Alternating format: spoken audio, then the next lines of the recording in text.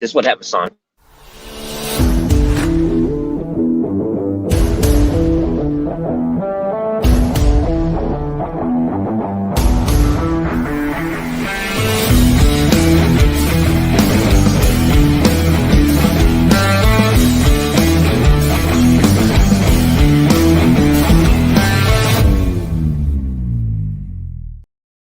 That's right. Well, good evening and welcome to this Sunday, March 21st edition of the Island Stats Football Show. I'm your host, Earl Basin, and joining me are Macy O'Deal, Coach Keita Robinson, and Garrett Punchy-Deal, the co-host. Well, guys, earlier today, the Bermuda Football Association, after last week Monday's meeting with the affiliates decided to postpone or cancel the remainder of the Premier and First Division season. Then there was some talk of another get-together, but as of just after 4 this afternoon, the Bermuda Football Association released a statement, and the statement is the following. The Bermuda Football Association has confirmed that they will no longer reconsider the resumption of football.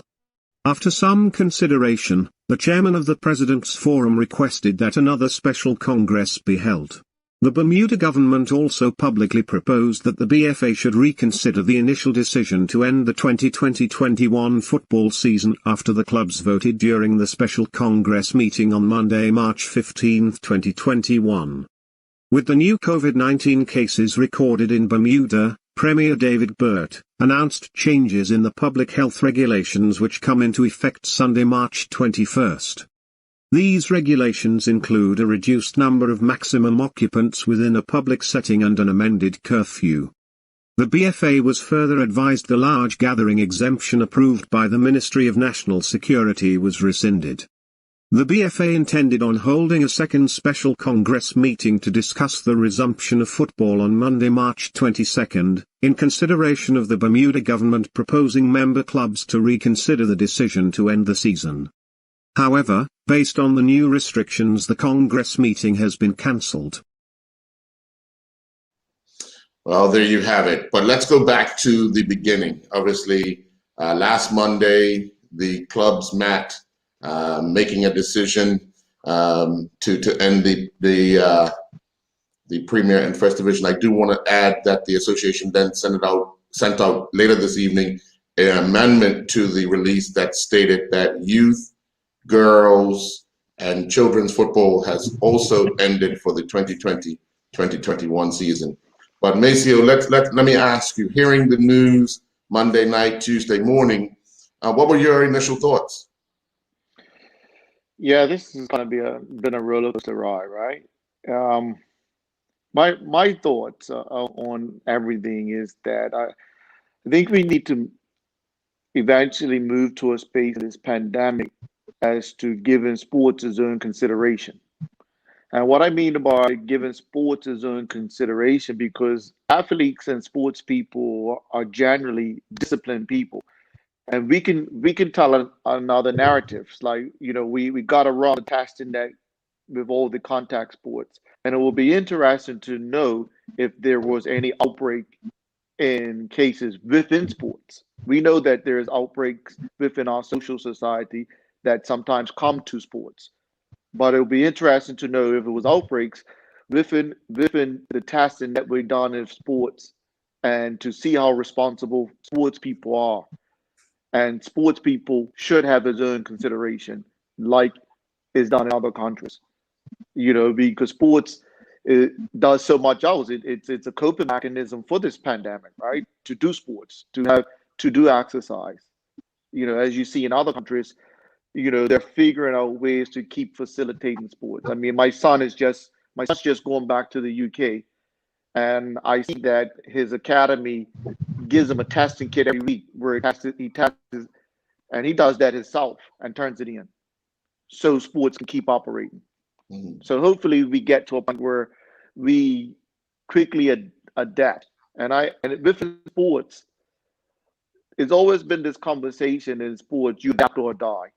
Right now, sports is died because it's not adapted. Mm-hmm.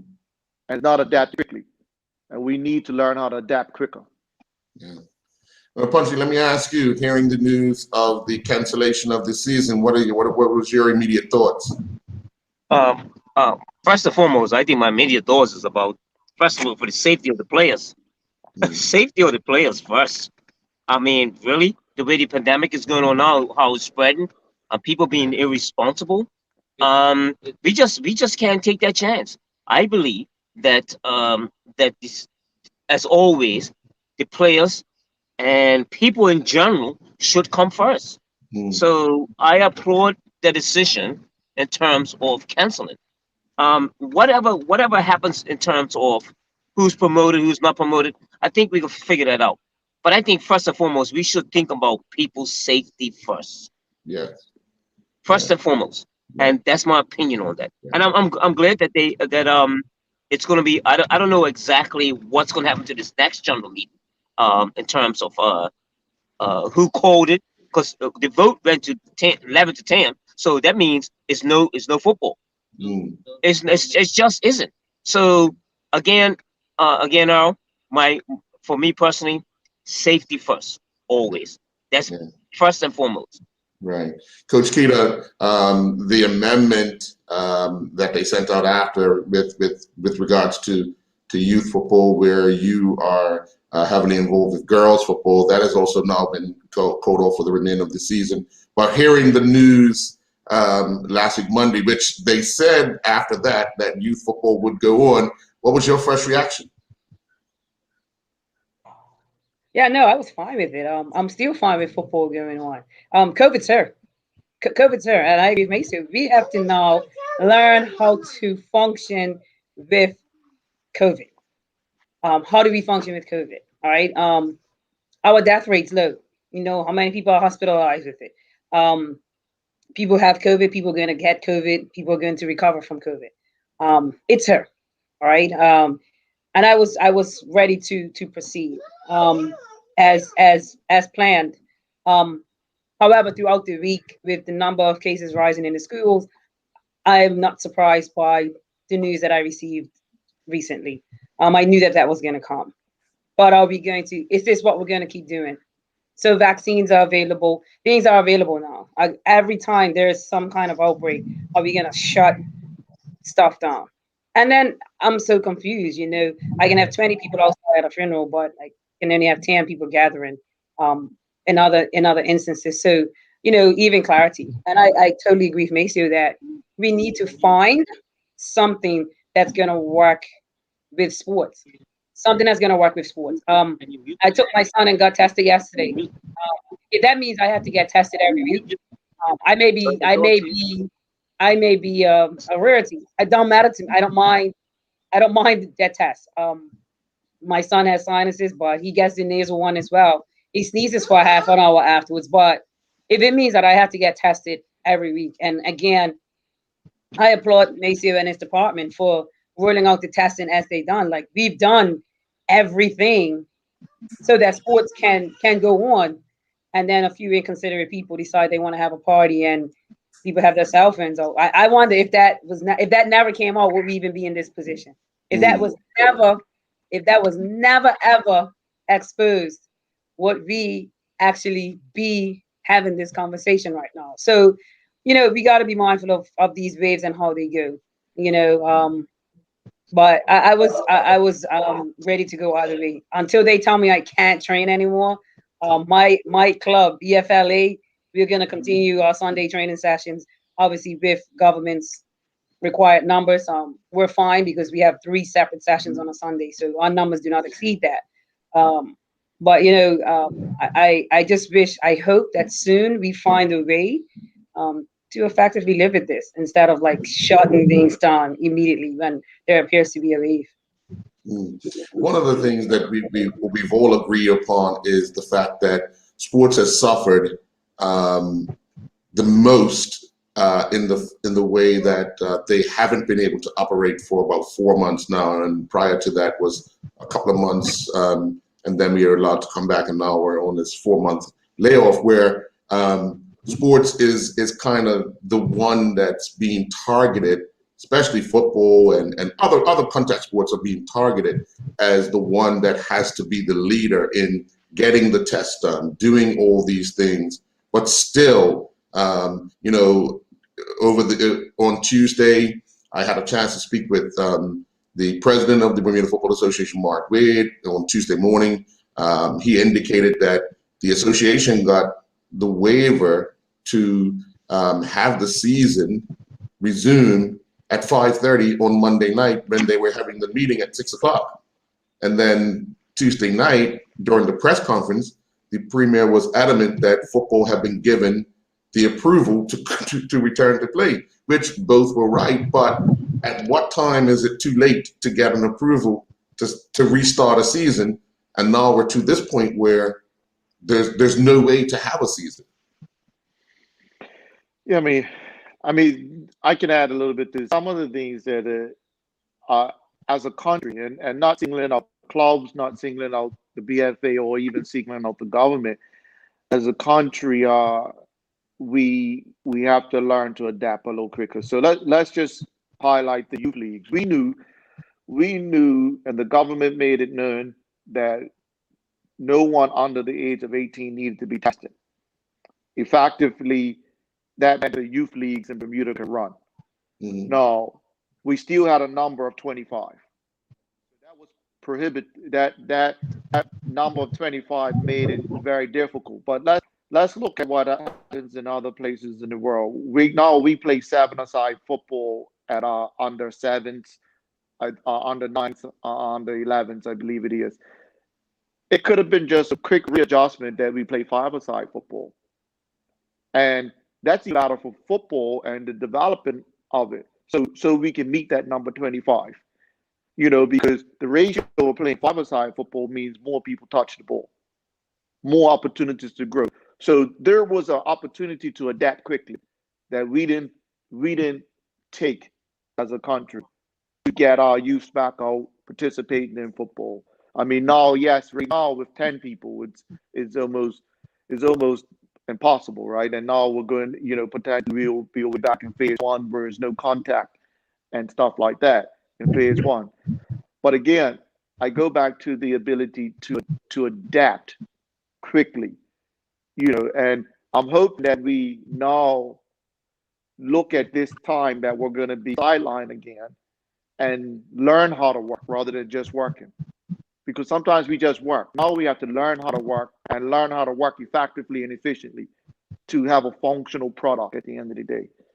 So it's been a disappointment all around, you know, and to be fair to everybody, I mean, we're kind of learning on the fly here with this pandemic, right? And we're being guided by health a lot. You know, we're being guided by what the opinion is from the health experts and the science experts. So we have to now do a better job in making those experts understand that we're responsible enough to run our sports programs safely. Punchy, let me ask. The stringent things that are now in place, obviously we're back to this phase 1 or stage 1, and according to the government release today as well, that this will stay for 3 weeks, at least 3 weeks. The actions that the government are taking are proactive, and this pandemic has shown that early action prevents longer periods of restrictions. The restrictions announced will be in effect for at least 3 weeks. Hearing and reading that, what's your thoughts? Pandemic. Hey, listen, this pandemic dictates the world exactly where we go. All sports, it's changing. Look what's happening in Tokyo now. Look what's happening in the Olympics. So it's dictating to all of us. Mm-hmm. All we have to understand that we're in a really challenging time. Safety first. I do always believe safety first, and especially in a country like ourselves, that's, you know, it's amateur. You're gonna ask people to come out, and these guys got jobs. These guys come and play for teams. playing for whether it's Cougars or Dennytown. But I just think that I always on the side of safety first. No work, no pay. No pay. That's it. It's simple. It's just like that. So I think on the sides of the people that are in the action, because we are not just isolated now. So I am always on precaution first. Let's take care of all of us. So whether it's five aside, I'm not Maceo, it's not whether it's five aside or four aside. Maybe we have to err on the side of precaution. Yes.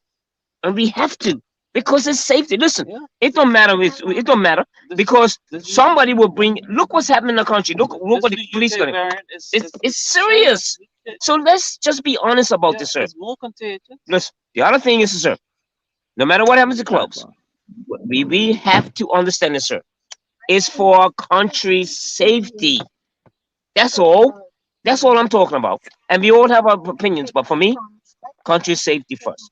I'm sorry, that's my opinion on it. No, everybody's got their own opinion, and I would never knock anybody for how they feel. And it's. But what I have a problem with is a lot of people, because we see it different ways.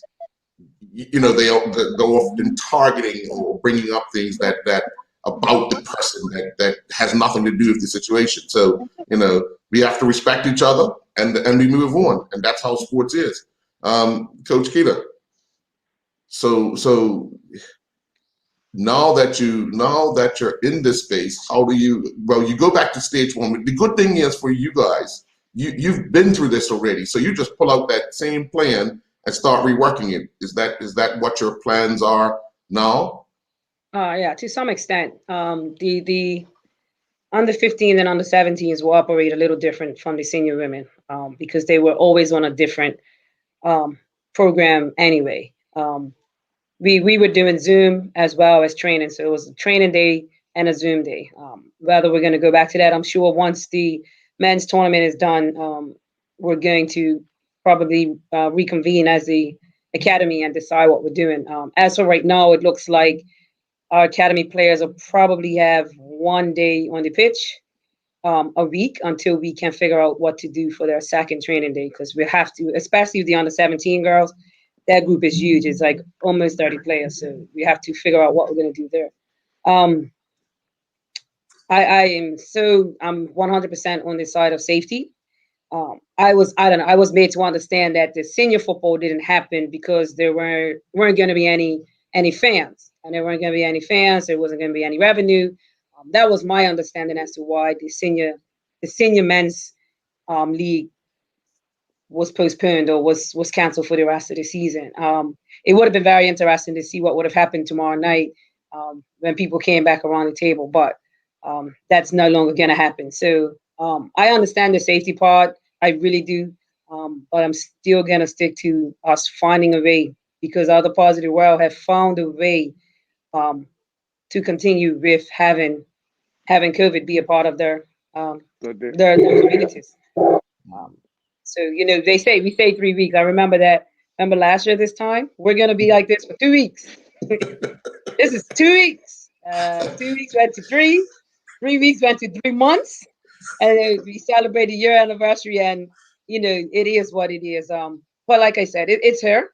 And I know that we are going to find a way. I know with the youth and children's leagues, my understanding of that as well is that the younger ones having so many teams was the availability of venues, how the youth committee chair had it set up for the teams that was going to play. I know he had like 7 officials that was going to be at the field, that was going to monitor, that was going to make it run, and they had facilities that were going to be used that were like North Village is a great facility to have a match. The gates lock. Obviously the girls' league wasn't going to operate at BFA because there's no control at BFA whatsoever, a crowd control. So it was things that was put in place. But the numbers changes everything. So I just can't wait to just get back. I mean, I'm struggling. I'm telling you, I am struggling on the women's side because we're in such a good space. And I'm like, I've been back and forth with Maurice today. I'm like, so Maurice, I can have this many players and a coach, or this many players and a coach. Maybe Maceo can help me because I just need to know Please. because I need to get this information out. Like I have a session tomorrow and I haven't figured out who's coming to the session yet. And I gotta let parents know by tonight. Like your daughter's training tomorrow and your daughter's training on Thursday. It's like, what do I do? Yeah, and it's been my entire day.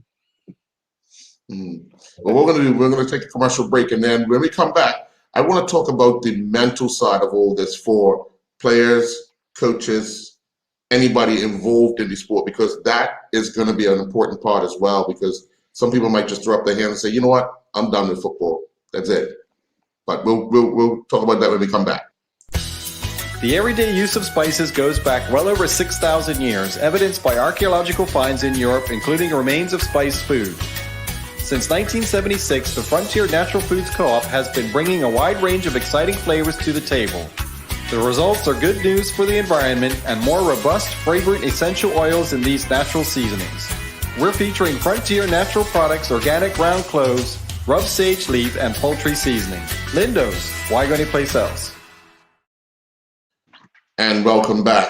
Punchy, hearing that, we talk about that mental aspect of it. As a former player, as a former coach, put your coach's hat on, and what are some of the things that you would be looking to do with your players now, knowing that the season is done, and you were actually preparing to resume the season? So now it's more an emotional thing for your players as opposed to a physical thing for your players. I think, it must be mind-boggling for the coaches, in terms of it changes every day, and that's because I understand that it does change, and that's look, we're living in these times now. We have to change. We have to make decisions. Maybe the decision that we made yesterday ain't gonna be the same decision we made today, and it changes. But again, I still stand firm in terms of protection. I'm sure the coaches in this country are going to be suffering because, like, well, what are we going to do now? We don't know what to do. It's the association got a format for us to work by, but you have to understand that also they have. Okay, I think we lost him. Yes, Trav. He's probably going through Dear Patrick. Try looking at protection. What about the schools? Yeah. We lost. Well, Uncle, we lost you, Uncle. Okay, I'm sorry. Yeah, I'm gonna be I'm gonna come back in. I'll come back in. Yeah, no. But you go ahead. Okay, my point is, look what's happening. The outbreak in the schools. Look what's happening. We have to be very conscious of this, and I think the government is trying to show us. It's doing its best, really, about and the doors change. So in the coach's aspect, in terms of everybody's got to think, okay, what's best for the country as a whole. And I think that's where I still stand on that ground, that we have to look at protectionism, and look at safety of the country first, and a solution to it going forward. Because I'm gonna tell you right now, it's not gonna happen overnight. It's gonna happen. It's not gonna happen overnight. Look what's happening in the United States. The curve is not gonna change. We're just going through this period. And the thing about it is, let's try to just help one another. Let's try to find solutions. I'm not saying abandon everything. No, I'm not. I'm saying to you that this is really a problem. This is really something that's really hard for us. We've never done this before, so we're always trying to find a way. I'm not negating what Maceo and Keita feels like, but I'm saying to you is that I'm looking on the safety for all of us, especially when I look at it for young kids, in the schools. And yes, they will find a way. We will find a way.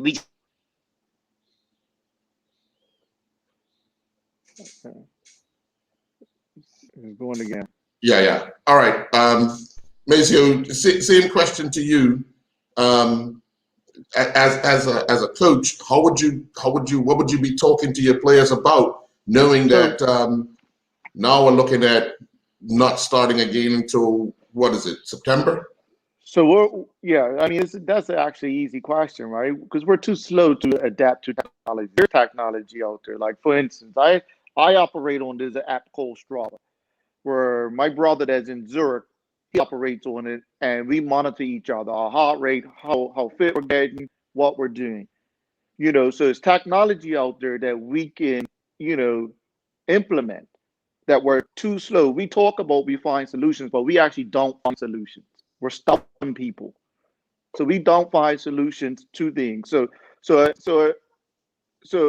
an example what I talk about, because right now all we can really do is try to keep fit right now. We can try to keep fit, and you asked the question around the mental piece of it, right? That mental piece that keeping fit actually does for us. And so we can come back when the button gets pushed to have sports again or have football again, that we're actually ready. Because what we're seeing that when the shutdown happened, we wasn't ready. We wasn't ready. So I'll give you an example what I mean by technology. I know I think maybe 15 years ago, I went to Everton and watched their kids, how they kept fit. What they had at 8 years old, they had heart rate monitors on. And they had a machine there that was monitoring their output. So an 8-year-old was coming off the field, plugging his heart rate monitor into the machine, and they were competing how fit they were taking. I said, wow, I gotta show their kids. I gotta lose my voice. I gotta have a headache when I go home to try to push kids. Now you deliver that to a club and they don't adapt that. They don't take that on. So we're talking about 15 years ago that was technology was there. We are too slow to that. So from a coaching standpoint, I'm now will be implementing technology to monitor. My nephew Remy, Kapanchi would know, his club is monitoring him through technology. These things are available. We're too slow to adapt. And that's where we need to adapt. We talk about we're finding these solutions, but we're actually not finding these solutions because, again, I go back to the word adapt or die. We died, sport died, football died because we didn't adapt.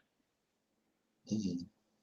And I'm not negating being safe because, yes, there is a way to adapt to be safe, and we haven't done it. Mm. Coach Keita, obviously with the young ones that you have, are you constantly in contact with the parents to see how these kids are emotionally handling the fact that they're not going to be playing? There's how it was before. Because I know even though you're young, you still get frustrated at not being able to do what you normally do. So how are the parents relaying messages to you regarding their daughters?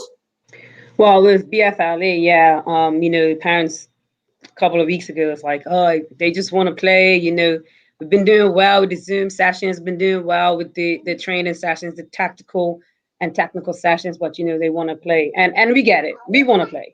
We get it. The girls want to play. But again, we have to follow the guidelines. We have to follow what is put in front of us.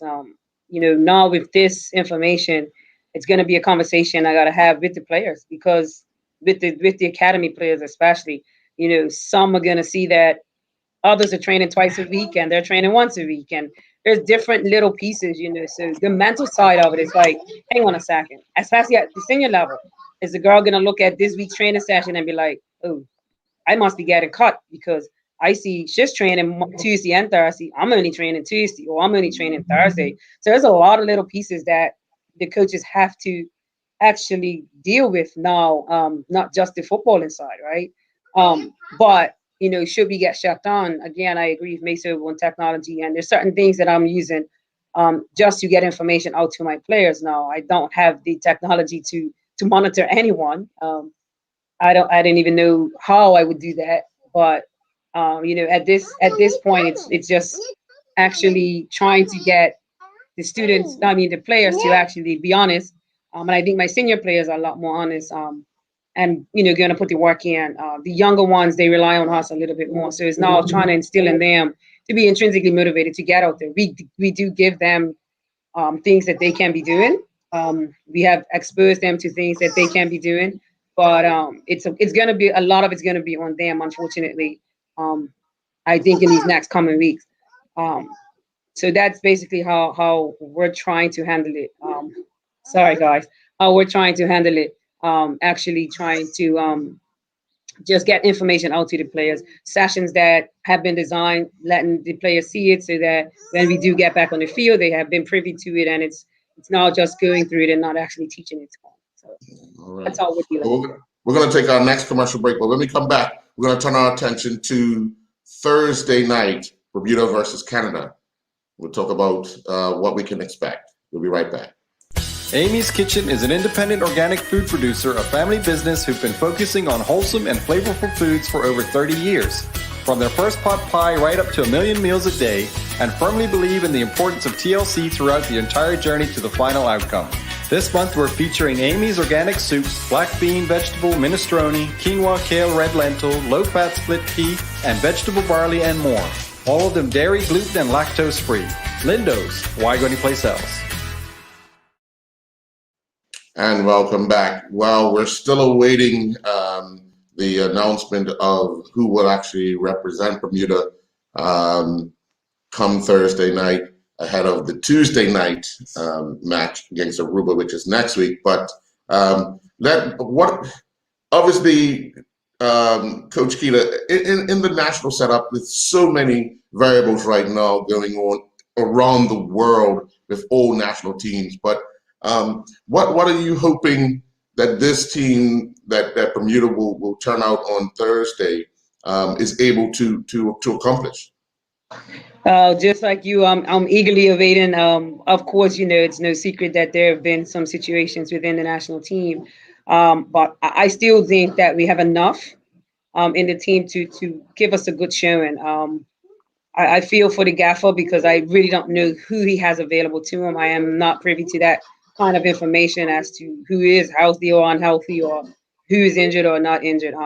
I haven't spent any time with them. Obviously, when they came back with having their situation, they're kind of been isolated or been quarantined or been away from. So I haven't attended, or I had a little bit more information before the practice matches, right? Before the training camp. So my hope, obviously, as a Bermudian, as a fan, as a coach, is that we have a good showing. I just hope that the gaffer and that the staff have seen enough to be able to pick a team. I know I can say that right now it's not going to be a team where whoever started 11 and he looks on the bench and it's like, it's not going to be the position that he was in prior, where I could look down the bench and be like, oh yeah, whoever comes on is going to be a game changer for us. So it's tricky right now. It is very tricky. And it's almost like we got kind of pumped up, ready for this Canada match, and then something beyond our control to an extent can now change that outcome for us. Punchy, your thoughts on what you're expecting or hoping for come Thursday evening, Thursday night? Well, listen, considering what's going on in the EPL, and considering all the changes, everything that's going on, what's happening with Liverpool, I'm coming full circle here about what it is. Listen, it might be to our benefit that maybe the best players from Canada are not going to be being able to play, and we're going to use homegrown players. So this is a great chance for us. This might be in benefit to us that this has happened, quote unquote. The point is, sir, that we up against is only one team comes out of this this league. Only one team comes out of it. So the best thing is, and guess what happens? Out of the head, we get Canada. What if we would have got a Aruba Suriname? So it might have been a chance for us to get 2 games in on our belt first to get ready for Canada. So we're up against it right away. So I'm thinking, well, this is a chance for the homegrown players to see what we're really at. And you know what it is? We'll see exactly, if you're talking about the homegrown players, let's see let's see where they are at. Because Canada will have to probably do the same thing. So really, they're the ones that probably be looking, oh my God, who Bermuda? You know what they're about? Oh my God, they're coming with a challenge. So I'm grateful for the fact that maybe we are now recognizing that a country like Canada, with homegrown players that we have and their homegrown players, they are going to be up. They're like, wow, for a challenge here in Bermuda. So really, this is a real challenge for us. I'm hoping that the homegrown players can really do us good for me, I don't know. It's still a real big task. It's a Mm. task. You know, I'm pro Bermuda, but it's a task. I'm not. I'm still in up in arms about that. I'm gonna tell you right now. It's gonna be a challenge for us, but we'll see. Yeah. Maceo, obviously, all countries are having the same challenge. I had done a report where there were 7 players from the Canadian team that were with Toronto FC that were, they had to close down their camp just last week because they had an outbreak, and 7 of those players were in the Canadian men's national team that actually went to a preseason training as well in Florida. But looking at both teams having these challenges like everybody else, what's your thoughts? Well, as a coach, I'm learning to hope, wish, or pray for stuff. I prepare for stuff. Prepare, yeah. Yeah. Mhm. So when I look at preparing for stuff, this frightens me. I'm always one that is very highly critical of how we prepare because I don't think we prepare enough, especially international. At international, that's why we get to a point where almost all the time. So, and that's not on the coaches. That's not a criticism of the coaches or the players. That is a criticism of our culture that we have to learn what preparation looks like for international standards. So I'm always really concerned. So let's now take the possibility that we don't have players available for us. Now it comes down to our tactical approach to the game. We know that our tactical approach to the game has been, we're going to let you know we're here. We're going to try to outplay you. Now we have to consider, maybe is that the best tactical approach to the game? Mm. Because we want a result. We want to figure out how to get a result out of this. And personally, I think some of our tactical approaches have been based on experience and naivety sometimes at the international level. You know, if I go back to the Mexico game where they beat us here and the Panama game where we were, at the end of the day, we lost out by the or 2 goals. And I respect that we're learning and we're being exposed internationally. So for me, I'm a bit, you know, when I think about football on the field, I don't think about it anymore with my heart because my heart gets broken too many times to think about it with my heart. My heart's been broken too many times. So I think about it with my football head, you know, and thinking about it with my football head, you know, I'm hoping that we change our tactical approach to this match and be a little bit more pragmatic because we're potentially breeding in new players, you know, against a Canada that I think they're going to find a way to have their best squad. I really think that's what their preparation looks like. Their preparation is going to look like I'm going to find a way to have my best squad against Bermuda, and I'm not going to take nothing for granted. Are we going to find a way to have our best squad, or can we even find a way? I mean, Bermuda being Bermuda, I'm hearing that Reggie is not available because of accident that he's got in Bermuda. Again, preparation, decisions, responsibility. You know, are we been responsible enough? No, we haven't. That's been a problem. Yeah. Well, that's always going to be a problem when we deal with guys that you know, we want to be professional. We put them in an environment that is professional, but the reality is, when do they become professionals? When do we want them to become professionals? If we're not teaching Kenny, this at a young age.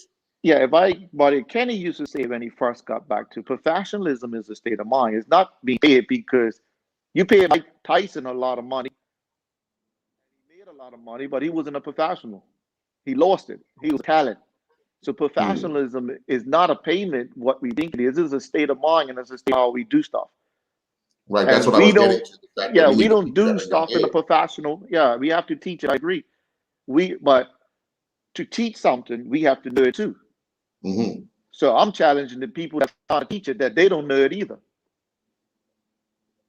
And they have to be humble enough to learn what professionalism looks like so that we can teach it. Yeah. Coach Keto, with also the girls coming up as well, which hasn't been called off as of yet. How do you plan to look at how these guys are preparing, and kind of do what you need to do to ensure that the girls are 100% prepared? Well, the guys are giving me obviously a good a blueprint to either not follow, or if I do follow, to follow it, to make some adjustments, right? I tell you what, for me, I'm a little more comfortable with the situation as it is, bringing my players back as opposed to taking a whole team overseas. I would rather bring players back. There are plenty. Richard Todd hit me up yesterday. He's like, "Hey, my U13s, U17s are ready to play.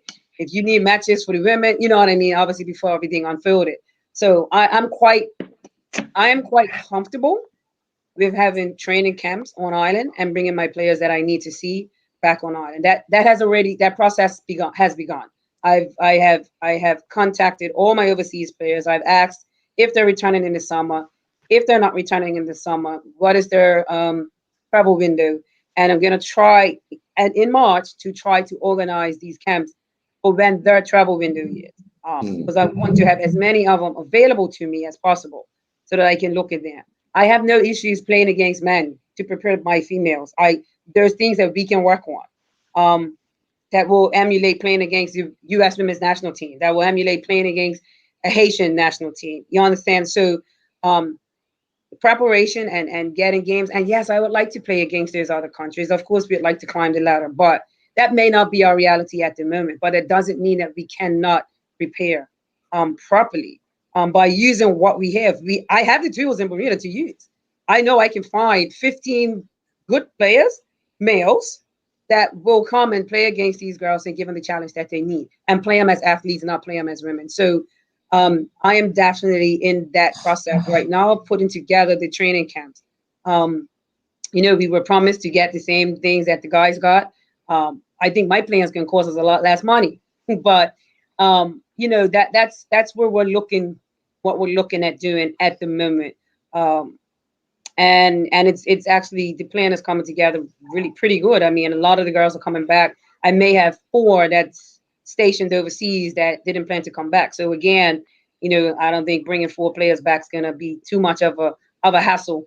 I'm not going to get too much of a hassle with that. It's now just adequately preparing or finding the right teams. I mean, Mesa used to play us all the time, and I'll tell you, those games made a difference. When we were on tour, the girls used to be like, playing against that team helped us to play against these teams. So it has been done before, and I know that it works. And we were gracious for getting this, because he either gave us a team that worked us hard, or he gave us a team that we were able to work a lot on our attacking, or he gave us a team that we were evenly matched, and it was a good game. So I think that I know for a fact that I have what we need in Bermuda to prepare our girls, so that when we do travel, we're fine. And my players understand, they get it. Like, if we have to get tested every week, I had no complaints, none. Maceo got all the females, well, besides maybe 5, tested in 2 days. So they're very willing, and they understand, and they know what it takes to be performing. So yeah, I mean, the guys are giving me a great, they took one for the teams, they took one for all the teams actually. And, they're working it out. I have to applaud them. They are working it out. Some mistakes may have been made along the way. And that's just basically not having been exposed, or just not having that experience to know that maybe we should have done this. So hindsight always going to be 20/20, but their hindsight is my foresight. So I'm happy with on island anything until we get some go ahead of where we're going to be traveling to. Well, we're going to take another commercial break. And when we come back, Punch, I'm going to ask you a question regarding this whole COVID international, what you've seen and what you expect. This month, we're featuring a range of infant and baby care products from Hello Bello, a company started up by a husband and wife team who were inspired to meet the challenges arising from the often surprising, not to mention messy experiences that came with the territory known as parenting. The couple behind Hello Bello know that being a parent is uniquely demanding, and their mission is to bring you premium products at gentle prices. Try Hello Bello Alpha diapers in a range of sizes, Alpha Blossom baby lotion, baby powder, and much more. Lindo's, why go anyplace else? Punchy, you heard Maceo talk about preparation and all. When you were in the national setup, were you comfortable with how things were prepared for you guys getting ready for international play? Oh, definitely. Definitely. There was a different time. There was a lot of overseas coaches that came in that had the time. But let me give you a scenario. I'm gonna change this scenario here. Preparation. I'm glad Maceo brought that up about good preparation. You guys follow cricket, we all do. The Indian national cricket team that went to Australia with a B team and won. Am I right? They won the series 3-1 with a B team. I'm just going to make this scenario, sir. You don't think that B team guys weren't playing and practicing at the highest level and being prepared? So when the chance came, yeah, we're ready. It wasn't a guessing game. It wasn't like, okay, we're gonna send the B team down to Australia, and no, they were prepared. So make sure I do agree with you about preparation. But the country is still in it. It's most important about our preparation. And now I'm getting back to the format of the clubs. When you the clubs feed the national program in this country, in all countries. So we're looking at the fact that, let's say that in club level, it's not feeding the national program properly. I'm gonna make that statement quite clear. We're trying, but we're going to get there eventually. I think I still think we're heading in the right direction. You know, we're still learning. We're still learning. And all of us have got to understand this, sir, that we are not in a position where we are going to actually think that also we're going to be a great nation of 60,000 people, of how many were still amateur, and we still prepare. Our preparation is still on the amateur level. I still think that there.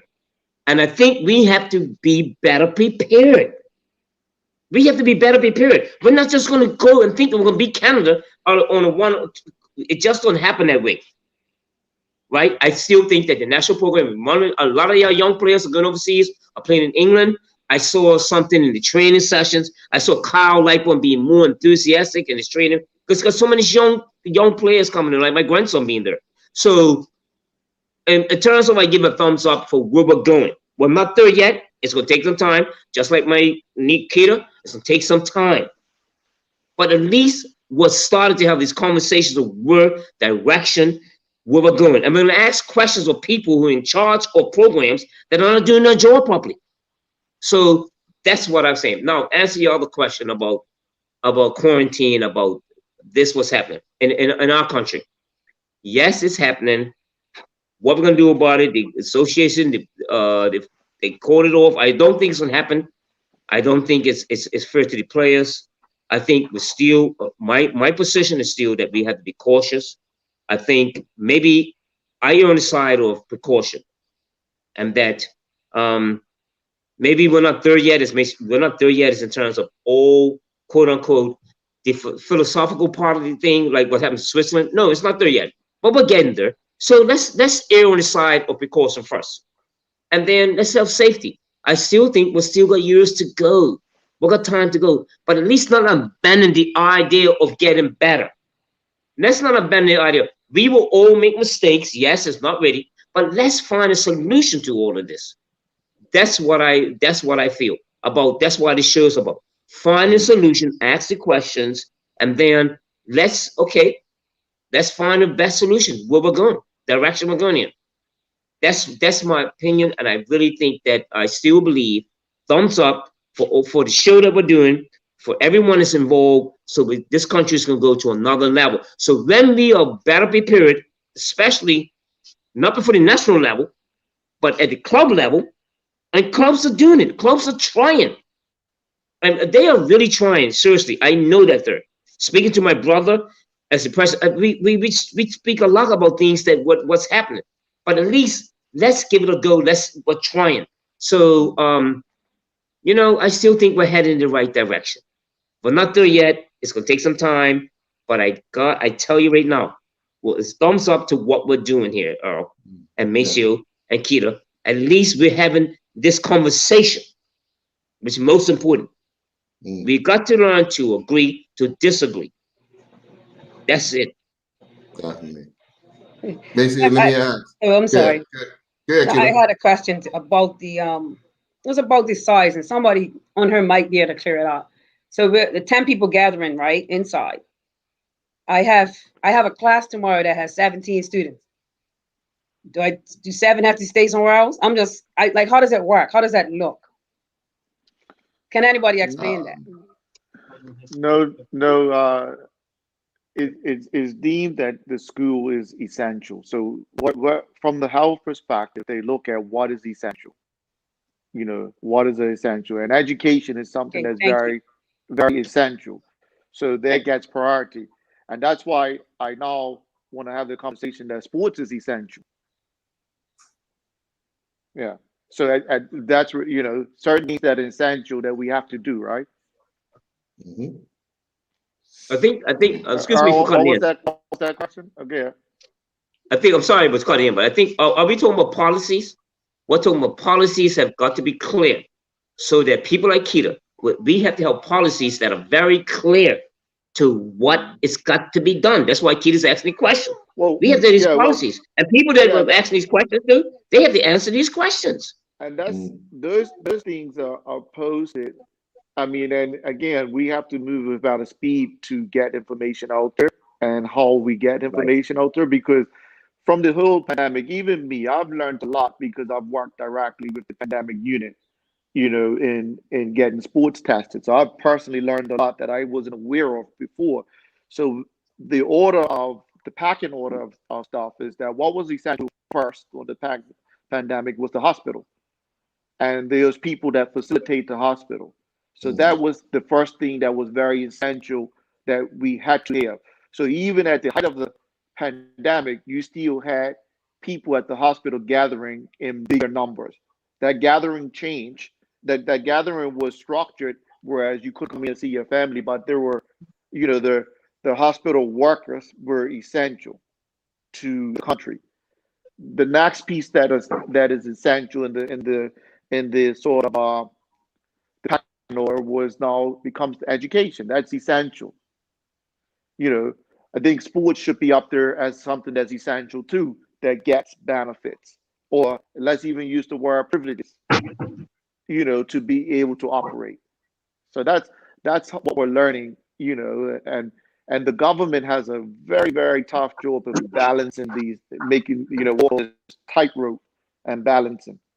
You know, the economy is something that's essential, and then how do you allow the economy to operate?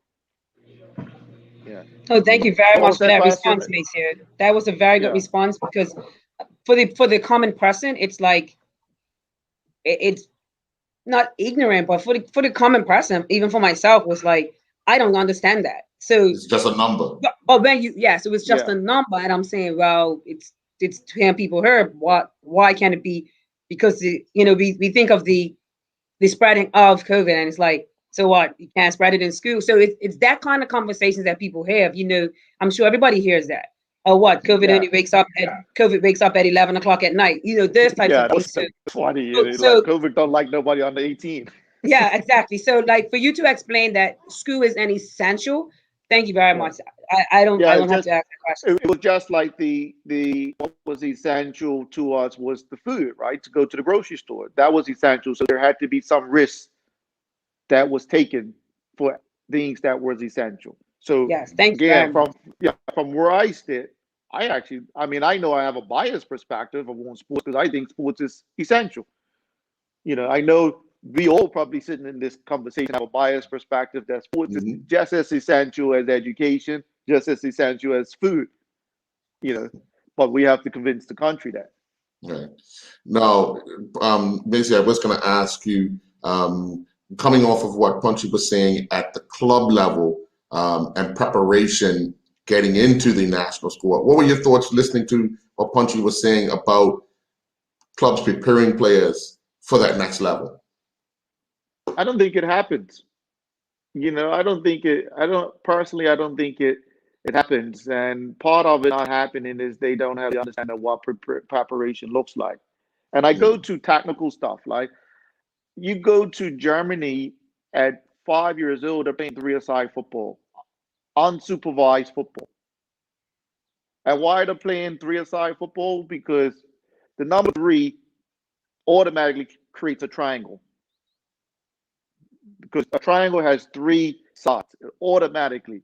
So they're playing unsupervised football, in their youth ranks and just allowing people to experiment without coaching.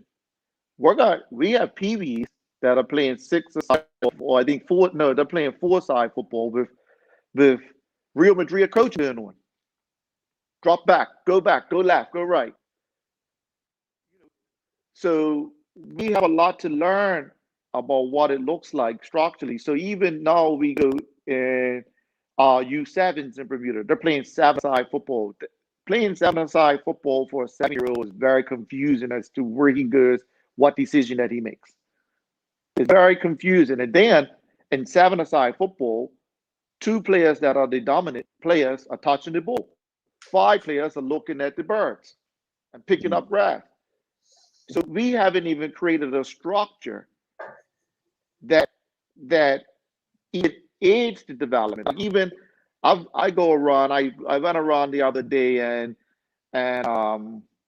I saw a training session where kids were playing 1-on-1. They put the ball out there. The first kid to the ball wins, and you play 1-on-1. But they're playing that 1-on-1 in a big environment where the ball don't even go out. So this kid gets a 5-year-old playing 1-on-1 gets 5 seconds on the ball before the next guy gets to him. That's not going to develop your thought process at speed or your technique at speed. So we're not gonna structure. And I always pick to like Kenny Thompson's teams that he uses. Kenny Thompson used to make a statement that winning easy breeds laziness. But he used to recruit all the better players. At 7 years old, he recruit all the better players that psychologically already win the game. And then we play 7-a-side on a big field where nobody can press them or close them down. So they look like Real Madrid at 10 years old, and old parents go, wow, oh, they look like Real Madrid. Look how they keep the ball. Look how they do this. And then they get older, and we can speak directly, and I use Kenny Thompson because we saw how it was a struggle for BA to come up. We saw that it was a struggle, that he was bringing through were a struggle for them to come up into the next division. That type of development didn't take place. I speak of that with my own brothers, my nephews, my cousins. I know even under my remit, my naivety in my first thing of coaching was I knew how to win. So I could tell you, Jamaica Jennings, Marlon Deal, Kofi Deal, Ralph Gumbo being what they was good at 5, they was good at 30. What they was bad at 5, they was bad at 30. But how much trophies North Village has won? I'm telling you, no developments took place. So no, the answer to it, the clubs are not doing what they're supposed to do to develop the players yet. And to be fair to them, they're learning. We're just now getting coaching education. We're just now getting all these things. To be fair to the clubs, they're actually learning. But to say that they're doing it now, let's be real, they're not doing it yet. Okay. Now, I'm glad Maceo brought this full circle this here about preparation. Now, let's say when we had Coach Ballon, and we saw the mini and micro leagues years ago. Yeah. And it was run by the German, it was run by very organized, right?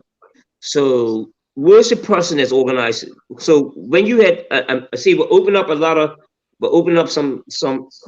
this can of worms, sir. And guess what? It's okay. See, I have no problem with that. So the preparation for getting us prepared for the next level is not being done. I really don't believe it's being done at the national level. A program that's designed at the national level. What I asked when Maurice Lowe was on your program 2 weeks ago, I asked him, what is your position? What do you do? What is the national program? So Maceo and Keith is talking about a national program that the country follows. So I figured that when I was doing the mini and micro league, and I'm so glad that again go back to Coach Bell, there was a national program that was introduced we were going. It's not happening now. Whether you want to say this or not, it's not happening now. So what are we doing here in terms of preparation? I don't see it happening. I thought David Bascom, when David Bascom on the show, I thought David Bascom, what he done in the 6-a-side tournament, I thought it was, yeah, that's what we needed. Nobody took it over after that third. It's being prepared. Our preparation is poor. So we have to ask the question, the people in charge of getting us prepared at the national level, are they doing their job well? Are they doing the right things? And I don't think it's happening right now. And I'm going to tell you right now, it's not happening. And I don't think, because the results, because, look, we are doing well against Mexico. Okay, yes, we went and won Mexico. We did good. We're happy that they beat us. We only lost 2-1. But I'm talking about in 10 years' time, if I don't go to Mexico, I want to beat Mexico. I want to be better prepared, okay? So the point is, sir, what are we doing? We have to ask the National Association, the people in charge, what is the agenda for us? What are they talking about? And that's what I'm saying to you. That's why I'm saying we have to ask these questions. And the thing about it is, yes, the question's going to be asked. And you have to answer. So the point that I'm saying, I'm full circle with this again. Here you're getting ready for, it's very difficult for the women's, there's no league for the women. No, it's not. I know it's very difficult for you. And I think that we have to figure out how we're gonna fix this, sir. Most of the young girls will go off to college. That's what happens when you get 12, you get 13. When they get that age, they're looking good. Now we're sending the kids overseas. So we're losing some of our best players. But what happens in this country, the ones that are here? What is the program? What is designed to get us to another level? What we're feeling in that, this is not good enough right now, what the clubs are doing. And hey, listen, but we're all trying. We're trying to fix it. So let's find what's going to happen on the national level, so they have an agenda, so they comes down to the clubs. This is what we're doing. This is what we expect. And I don't think it's happening at the highest level, at the national program right now, that they're not giving us an agenda that we need to follow by. And that's what I feel. I agree with Maceo in the sense of the 5-year-old bad habits and the 30-year-old bad habits. And it's something that I myself have been trying to work on within the women's program. So I will use a player like Danny Watson. And most coaches, you're going to pick players off of what they do well. I mean, I'm picking you as a fullback because qualities that you have. I'm not going to pick you because of the qualities that you don't. But it is up to us as coaches to help you identify the qualities that you don't. So I'll use a Danny Watson. Danny Watson is a very good ball winner. Danny Watson plays a very good 25, 30-yard ball. Danny Watson cannot play a 5 or 10-yard ball. But at under 15s and under 17s, we as coaches allow that to slide because of Danny's work rate and of the other things that Danny does. Now at the senior level, we're realizing, no, Danny, that's not going to get you. That's not going to help you. That's not going to get you walking into this team. We have to fix that. And so now what it does is now it makes me look at that U15 player that I brought in at 12 years old and say, okay, you did this. Yes, you do this really well.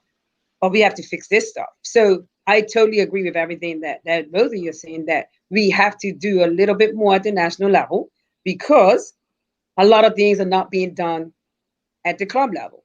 Club coaches, again, Maceo said it. He knew how to win. He knew who to pick. He knew what qualities they had. So their deficiencies in actuality didn't even matter. But it matters now. It matters now when they're coming up against better opposition. So Danny Watson at U15, if you gave a bad ball, you was able to track that girl down and get that ball back. But I told that training the other night, you give that bad ball, Bonnie Shore from Jamaica's going and scored before you even realized that you gave the bad ball. Now it's a different conversation with Danny. And now it's making sure that Danny understands that this, see, again, small country, players automatically think, our coach is talking, I'm dumb. You know what I mean? So it's now players have to now be receptive of their weaknesses. So guess what I did this week? And I'm glad we had this conversation. I sent my players a simple task. They had to tell me what their weakness is, whether it was what I thought it was or not. What do you consider your weakness? And how are you going to turn it into one of your greatest strengths? And now they both sent it in. Now I can sit down and I can go through every last one of them's weaknesses with them. And us as a coaching staff can now say, no, we need to put something in place to turn this into one of your strengths. So I totally agree with you that there's a lot of work that has to be done. And we have to do more than our counterparts to punch above our weight. Listen, I went to Nicaragua. Them people bought out hummus and crackers for my players. We're staying in the exact same hotel as the United States. My girls walk out of our dining hall. United States has got a 6-foot long table, meat, fruit, vegetable. It's so many things, right? And we're looking at saying, well, geez, that's telling us that we can't eat this and we can't eat that, and not eating all of that. So we do have to learn. We have to learn. I had to learn from USA. I said, listen, you guys are on tour. They got 3 games in 6 days. What do you guys do in between game 1 and game 2 on that rest? Like, be rest, we recover. What was I doing? I was training on that day. I was training. Why was I training between game 1 and game 2? On the one day I had off. So we have to, Maceo says it all the time. We have to be willing to be humble to learn from the best people. And if we're willing to learn from the best people and try to emulate that as much as possible, then we're going to do well. I have no problem saying, hey, that was a great idea that came from Maceo. I'm going to use that. We are too arrogant in this country sometimes to be willing to do that. Be willing to say, that's a great session. I'm going to use it. So we have a long way to go with regards to a lot of stuff. But again, as you said, we are trying. We really are. Yeah. Maceo, you was chiming in there. Go ahead. No, I like these passionate conversations. And I don't want to, I know potentially because we're an emotional community that we become afraid of criticism. But to be honest, we're where we should be. And we have to have these tough challenges, tough conversations, and be transparent with the conversations so that we can learn. We have to be transparent and talk about the pros and cons of things, and we have to debate how we get into where we want to go.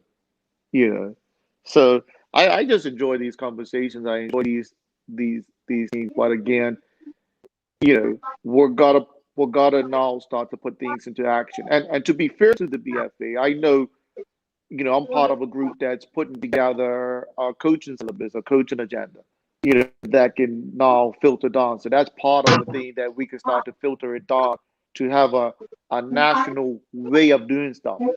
But we gotta, in my head, we have to transition our mind that we can move organizational wise with speed because we're smaller. So it takes a country like Germany longer to convince and organize 20 million people. So it's easier to organize a smaller group than it is to organize a bigger group. But we've got to get rid of that cultural stubbornness. Definitely. Well, I want to say all the best to the team that's due to depart tomorrow. Look forward to them arriving in Florida ahead of this Canadian game, and then of course the Aruba game. And as Punchy did say, only one team comes out of this group, only one. So you got to get off to that good start.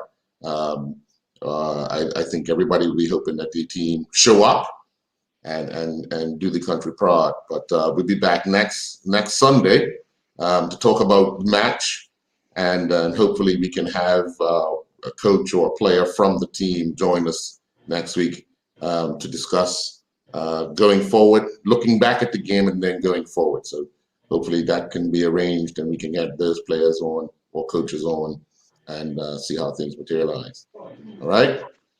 Good night. So Good night. Good night.